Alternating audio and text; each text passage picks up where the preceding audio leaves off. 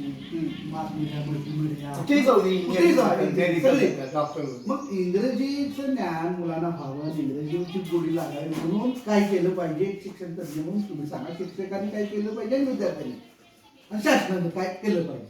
शासनापेक्षा तुमची पण भूमिका तुमची काय? नाही, तुम्हाला एक शिक्षकांना कसं बाबा विद्यार्थ्यांमध्ये गोडी लागावी यासाठी मार्गदर्शन केलं पाहिजे असं तुम्हाला वाटतं? व्हिडिओ करून जातो इंग्रजीची गोडी. मला वाटते की इंग्रजीची गोडी वरच्या स्तरापासूनच लागणार नाही. लागणार नाही. माझं एक मत आहे. माझं याबद्दल माझं मत आहे की तुमचं जे इंग्रजी तुम्हाला मुलांच्या तरुण घडत आहे ते तुम्हाला मला वाटतं अंगणवाडीपासून तुमचं त्या मुलांना रुची लागलेली आहे आणि लागलेली म्हणजे अंगणवाडीपासून पासूनच तुमचं इंग्रजीला सुरुवात झाली पाहिजे. एक म्हणजे आशा वर्कर्स, अंगणवाडी सेविका हे इंग्रजीमध्ये तज्ञ पाहिजे, पहिलीपासून नको. आणि त्यात ते कसं इंग्रजी शिकवत असताना त्या पद्धतीने त्यांची उपकरणं बनवून इंग्रजीची त्या मुलांच्या गोडी मग त्या कसं माणसाला गोडी आणि आवड निर्माण होईल तसं तर माणूस त्यामध्ये काय हे डेव्हलप होतं.